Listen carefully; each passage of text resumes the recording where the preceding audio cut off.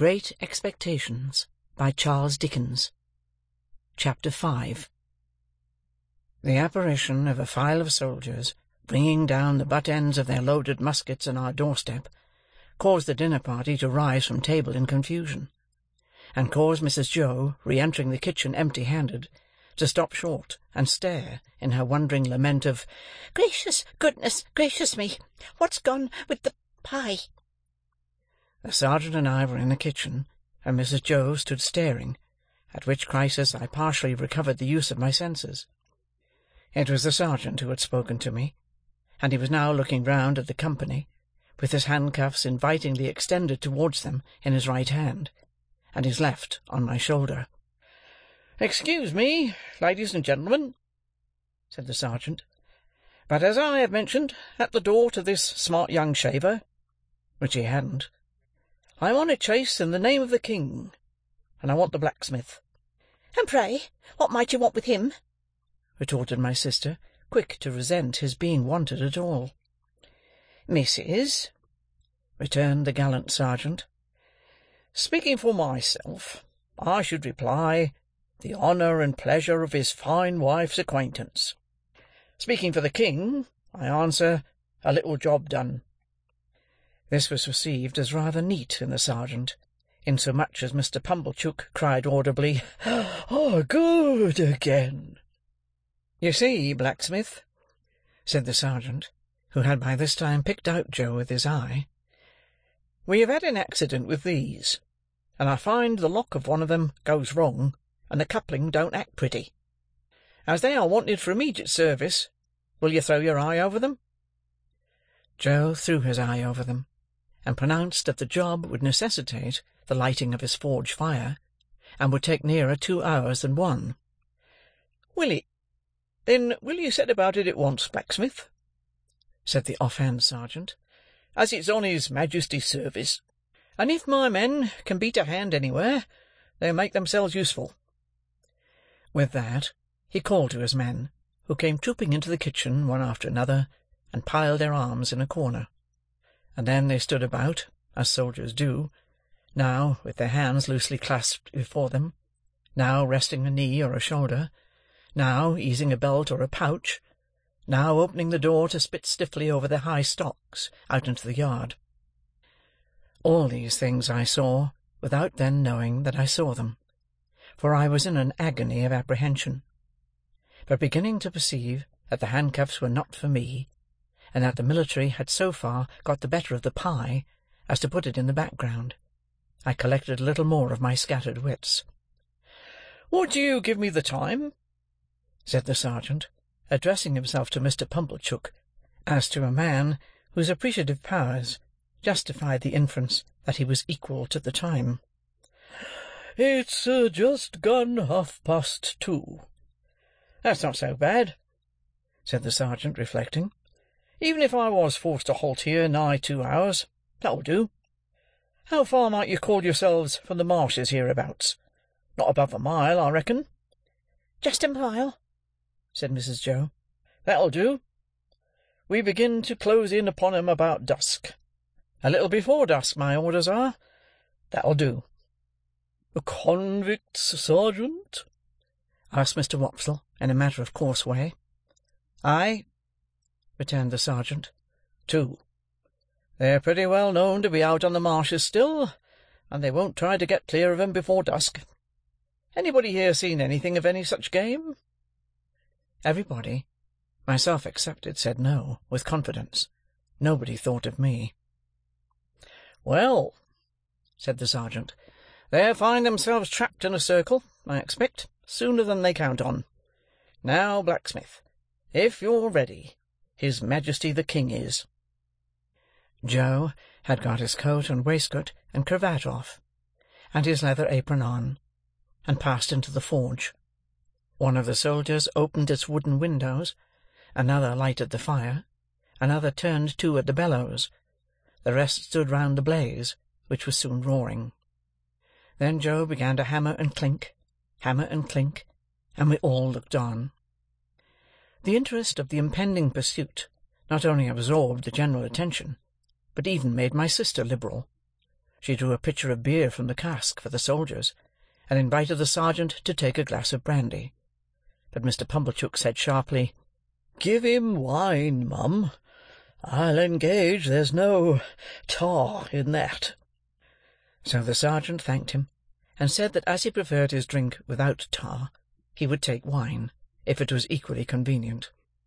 When it was given him, he drank his Majesty's health and compliments of the season, and took it all at a mouthful, and smacked his lips.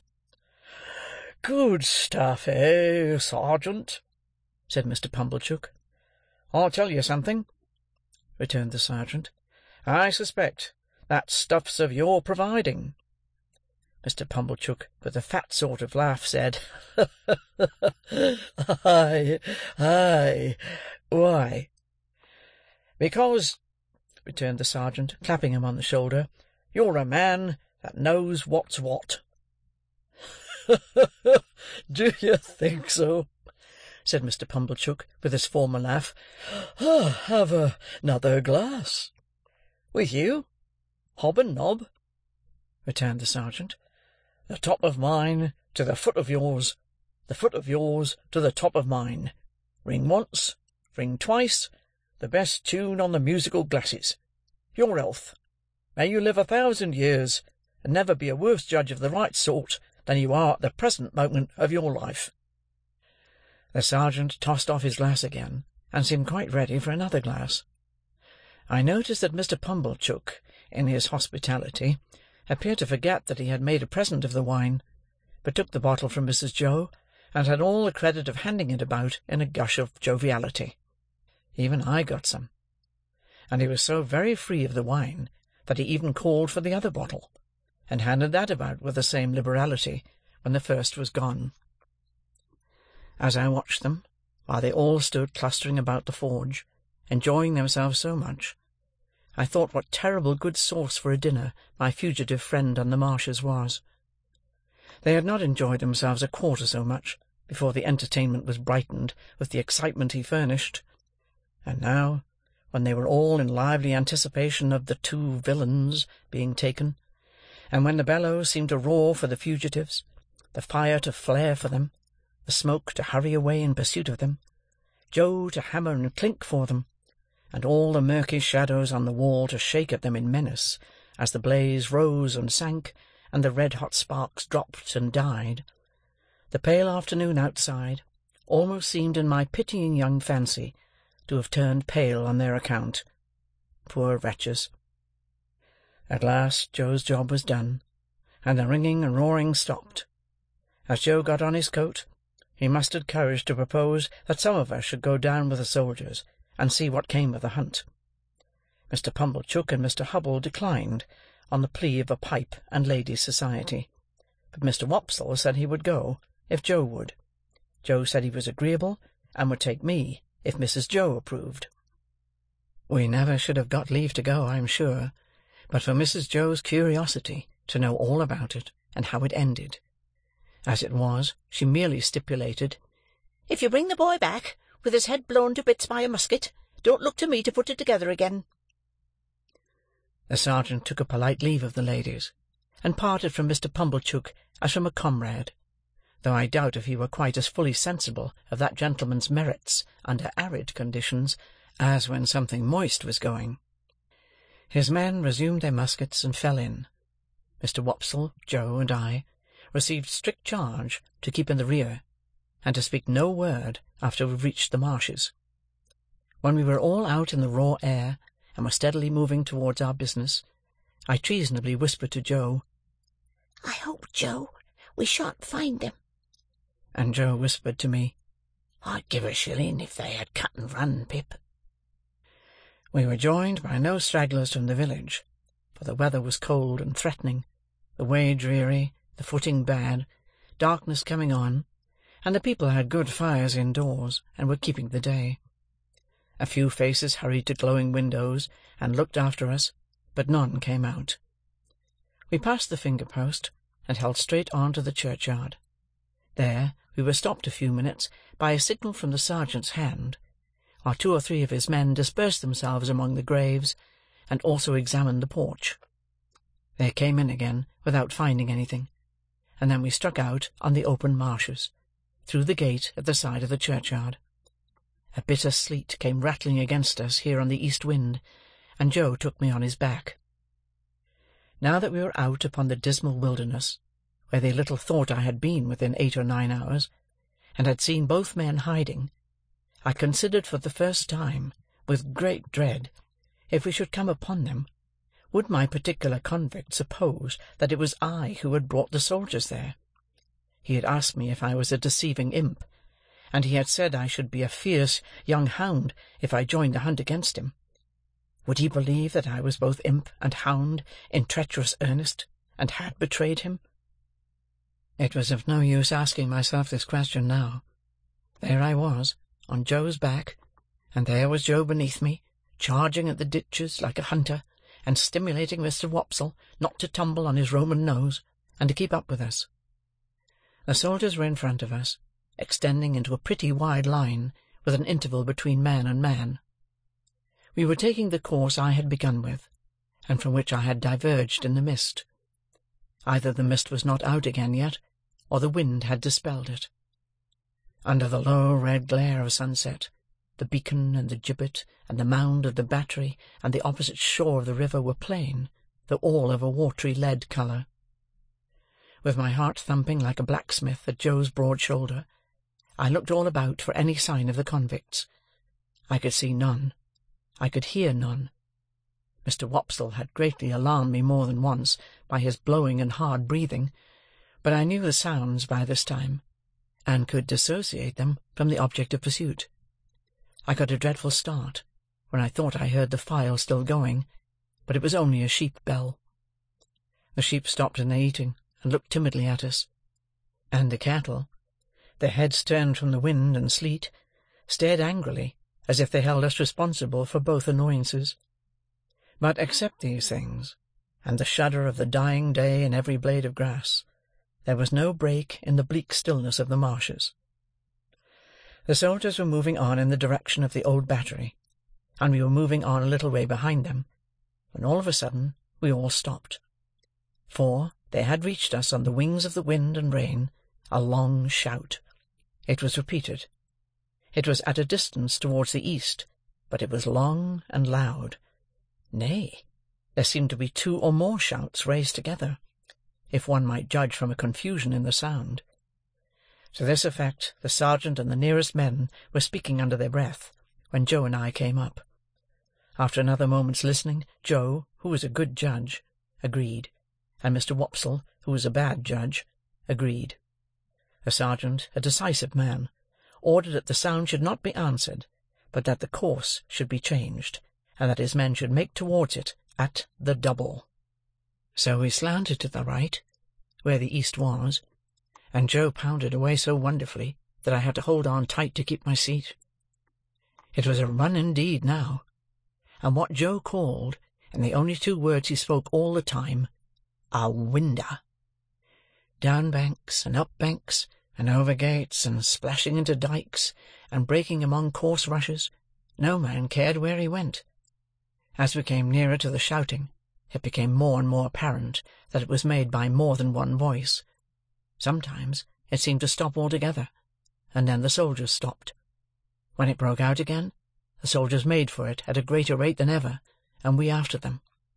After a while, we had so run it down that we could hear one voice calling, "Murder!" and another voice, "Convicts! Runaways! God! This way for the runaway convicts!" Then both voices would seem to be stifled in a struggle, and then would break out again, and when it had come to this, the soldiers ran like deer, and Joe too. The sergeant ran in first, when we had run the noise quite down, and 2 of his men ran in close upon him. Their pieces were cocked and levelled when we all ran in. "Here are both the men," panted the sergeant, struggling at the bottom of a ditch. "Surrender, you 2, and confound you for 2 wild beasts. Come asunder." Water was splashing, and mud was flying, and oaths were being sworn, and blows were being struck, when some more men went down into the ditch to help the sergeant, and dragged out, separately, my convict and the other one. Both were bleeding and panting and execrating and struggling, but of course I knew them both directly. "Mind," said my convict, wiping blood from his face with his ragged sleeves, and shaking torn hair from his fingers. "I took him. I give him up to you. Mind that." "It's not much to be particular about," said the sergeant. "It'll do you small good, my man, being in the same plight yourself. Handcuffs there." "I don't expect it to do me any good. I don't want it to do me more good than it does now," said my convict, with a greedy laugh. "I took him. He knows it. That's enough for me." The other convict was livid to look at, and, in addition to the old bruised left side of his face, seemed to be bruised and torn all over. He could not so much as get his breath to speak, until they were both separately handcuffed, but leaned upon a soldier to keep himself from falling. "Take notice, God. He tried to murder me," were his first words. "Try to murder him?" said my convict disdainfully. "Try, and not do it? I took him, and give him up. That's what I done. I not only prevented him getting off the marshes, but I dragged him here, dragged him this far on his way back. He's a gentleman, if you please, this villain. Now, the hulks has got its gentleman again through me. Murder him? Worth my while, too, to murder him, when I could do worse and drag him back." The other one still gasped. He tried to murder me. Bear witness." "Looky here," said my convict to the sergeant. "Single-handed, I got clear of the prison ship. I made a dash, and I done it. I could have got clear of these death-cold flats likewise. Look at my leg. You won't find much iron on it. If I hadn't made the discovery that he was here, let him go free. Let him profit by the means as I found out. Let him make a tool of me afresh and again. Once more. No. If I had died at the bottom there," and he made an emphatic swing at the ditch with his manacled hands, "I'd have held to him with that grip, that you should have been safe to find him in my hold." The other fugitive, who was evidently in extreme horror of his companion, repeated, "He tried to murder me.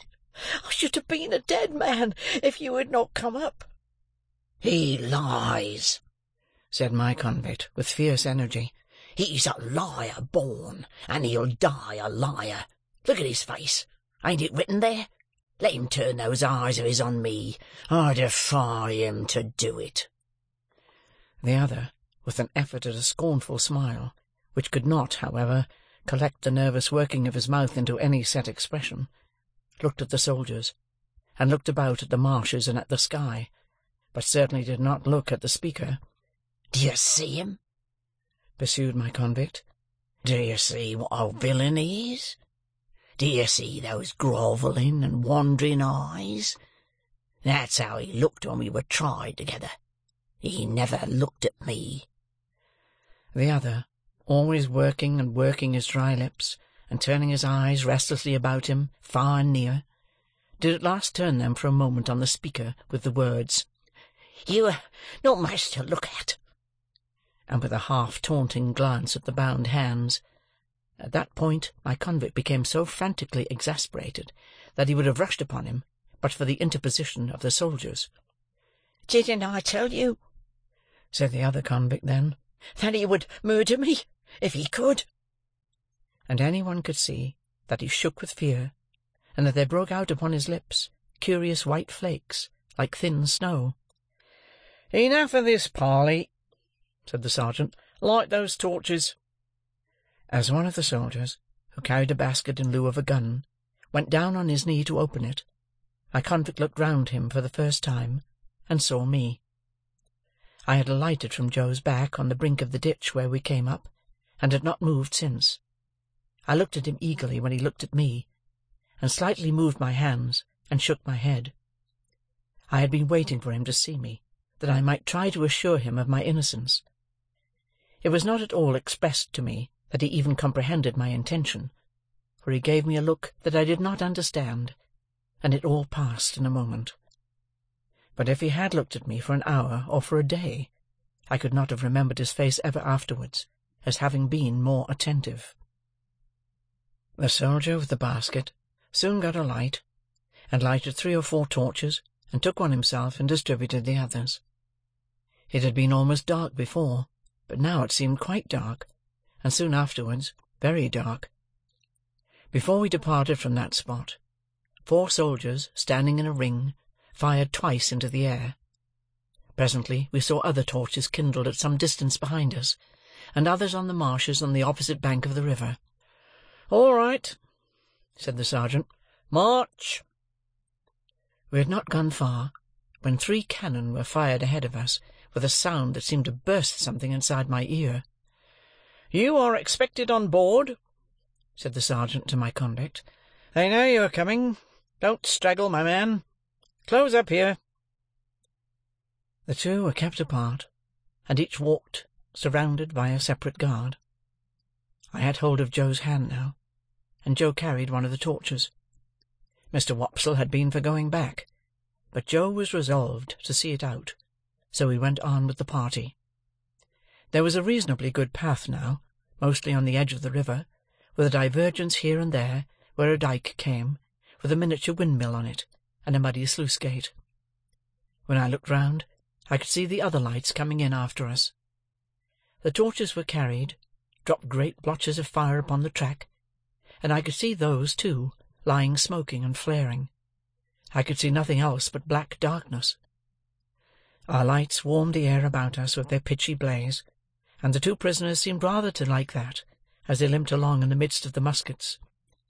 We could not go fast, because of their lameness, and they were so spent that 2 or 3 times we had to halt while they rested. After an hour or so of this travelling, we came to a rough wooden hut and a landing-place. There was a guard in the hut, and they challenged, and the sergeant answered. Then we went into the hut, where there was a smell of tobacco and whitewash, and a bright fire, and a lamp, and a stand of muskets, and a drum, and a low wooden bedstead, like an overgrown mangle without the machinery, capable of holding about a dozen soldiers all at once. 3 or 4 soldiers will lay upon it in their great-coats, were not much interested in us, but just lifted their heads and took a sleepy stare, and then lay down again. The sergeant made some kind of report, and some entry in a book, and then the convict, whom I call the other convict, was drafted off with his guard to go on board first. My convict never looked at me, except that once, while we stood in the hut. He stood before the fire, looking thoughtfully at it, or putting up his feet by turns upon the hob, and looking thoughtfully at them as if he pitied them for their recent adventures. Suddenly he turned to the sergeant and remarked, "I wish to say something respecting this escape. It may prevent some persons laying under suspicion along of me." "You can say what you like," returned the sergeant, standing coolly looking at him with his arms folded, "but you have no call to say it here. You'll have opportunity enough to say about it, and hear about it, before it's done with, you know." "I know.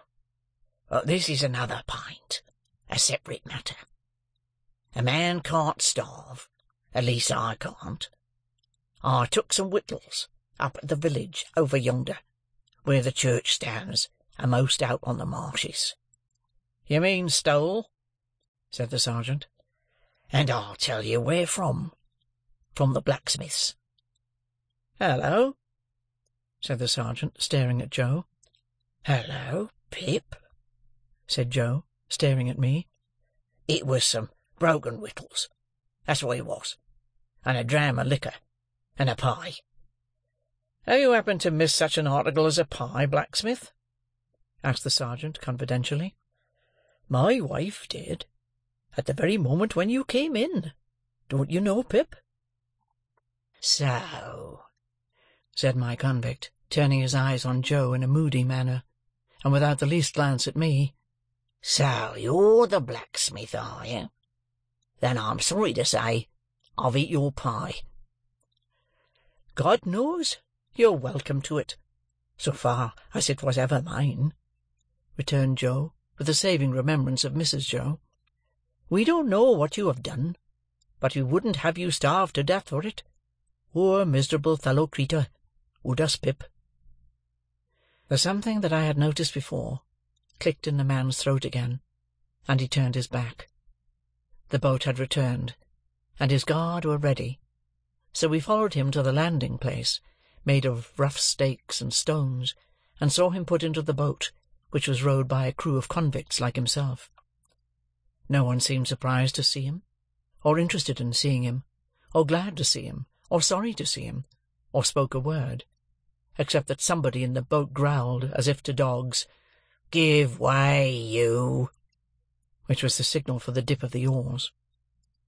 By the light of the torches, we saw the black hulk lying out a little way from the mud of the shore, like a wicked Noah's ark. Cribbed and barred and moored by massive rusty chains, the prison ship seemed in my young eyes to be ironed like the prisoners. We saw the boat go alongside, and we saw him taken up the side and disappear. Then the ends of the torches were flung hissing into the water, and went out, as if it were all over with him. Chapter 5